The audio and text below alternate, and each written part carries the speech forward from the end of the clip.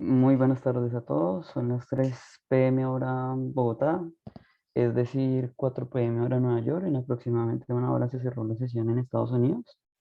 Y bueno, como es usual, todos los lunes desde Finanzas Trading y junto con nuestro broker aliado T-Trade, vamos a grabar nuestra sesión de cierre de la apertura diaria, de apertura semanal del mercado, perdón. Como saben, el objetivo de esta sesión especial los lunes es pues hablar de dos temas, simplemente el resumen de lo que pasó la semana pasada en temas macroeconómicos que haya que tener en cuenta y por supuesto pues el cierre de lo que pasó a lo largo del día en los mercados.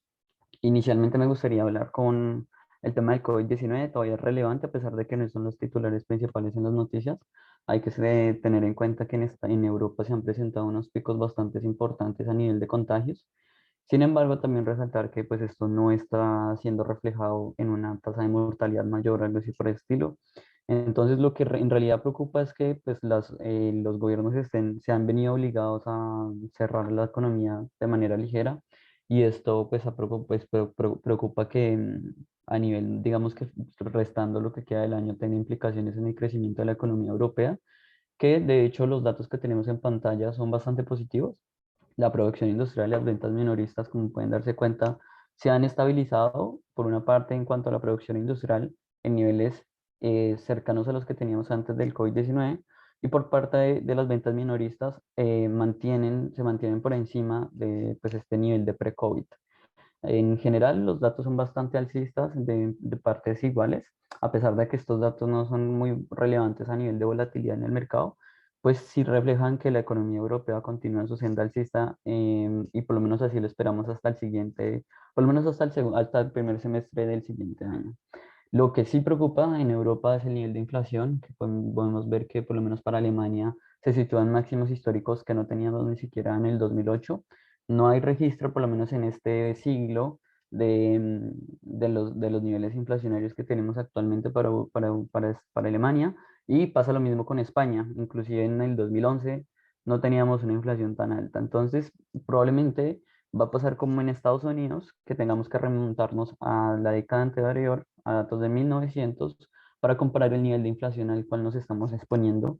Y esto en realidad va muy en contra de las perspectivas de parte de los bancos centrales más grandes del mundo, que podría ser el europeo y en Estados Unidos, que defienden la transitoriedad de la inflación, que pues en realidad no ha sido así y lo que hemos visto es una inflación que cada vez aumenta más y más. Entonces, pues esto pone muy en duda eso y de hecho ya para Estados Unidos, por ejemplo, la inflación a nivel de costos de las empresas ha reflejado un máximo histórico y a pesar de que se estabiliza frente al dato anterior, definitivamente pues va muy en línea con los datos de CPI que como pudieron haber escuchado la semana pasada, con este 6,2 para la inflación en Estados Unidos, estamos reflejando una inflación que no se veía desde 1990, lo cual pone las perspectivas muy altas.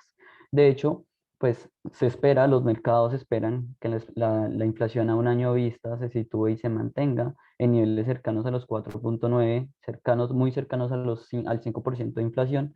Y pues la inflación en cuanto a los precios del productor, como siempre decimos, es solo una perspectiva de que la inflación se va a mantener o inclusive se puede superar los niveles actualmente reflejados. Entonces, esto le va a poner muchísima presión para la Fed para que se resuelva el tema de la política monetaria, específicamente hablando de la tasa de intervención, porque las perspectivas de parte del mercado a un año vista y pues a largo plazo están superando casi que el doble los modelos de la inflación de parte de la Fed, que de hecho no han sido nada asertivos a lo largo de este año. Para terminar, a lo largo del día de hoy, ¿qué fue lo que tuvimos? La verdad, datos económicos muy escasos, muy precarios, de hecho. Tuvimos niveles de inflacionarios para Suecia, que eso también superan las expectativas, pero pues ellos se enfrentan a niveles inflacionarios, la verdad, muy bajos, como pues está acostumbrado esta economía. Y adicionalmente a eso, tal vez valga la relevancia entender que el índice de Empire State para Nueva York, que se publicó en noviembre, el día de hoy, pues supera las expectativas, ¿no? Adicionalmente a eso no tenemos mucho más que hacerle seguimiento. Tal vez el discurso del Banco de Inglaterra sea interesante para seguir las perspectivas, pero no se espera que haya una modificación de política monetaria, por lo menos hasta finales de este mes en los principales bancos más importantes, hablando de Inglaterra específicamente, que se quedó corto frente a lo que el mercado estaba esperando que hiciera con su política monetaria. Si nos vamos al mercado de Forex, en general variaciones bastante interesantes. El dólar americano hoy actuó mixto, en su mayoría positivo, pero mixto en general, mientras que el euro estuvo bastante negativo el día de hoy. La perspectiva del dólar americano la siguió la libra esterlina con un comportamiento también mayoritariamente mixto, pero vimos muy buenas apreciaciones de parte del dólar canadiense y del rand sudafricano, a pesar que los precios del petróleo no están en los mejores pues en los mejores tonos el día de hoy. Vimos retrocediendo el petróleo, como lo vamos a ver ahorita más adelante. El dólar australiano hoy se comportó mayoritariamente positivo, igual que el canadiense, y el yen japonés pierde mucho terreno, lo cual, y como lo vemos aquí en la renta variable, que en general se sitúa positiva, habla de un mercado cada vez pues con una mayor confianza, a pesar de que el Nasdaq y el Dow Jones tuvieron pérdidas muy ligeras, ni siquiera mayores al 1%, o el 0,1%, pérdidas bastante bajas, pero en general el panorama para la renta variable en Estados Unidos es bastante precario, bastante, deja mucho que desear y lo vemos un poco más de recuperación en los mercados de Europa, específicamente con la bolsa alemana. Y por otra parte, el índice dólar, pues hoy tuvo una apreciación del 0,27, no se comportó tan fuerte como en sesiones anteriores, pero al final del cabo, como se los mencionaba, pues se apreció. En cuanto a materias primas, vemos un comportamiento ligeramente mixto. Por una parte, la plata corrige 0,46, pero el oro, como la otra materia, como el otro metal industrial, el otro metal precioso, perdón, se apreció un 0,5. Por otra parte, tuvimos una corrección para el cobre de 0,93 y correcciones muy débiles para el aceite y el algodón.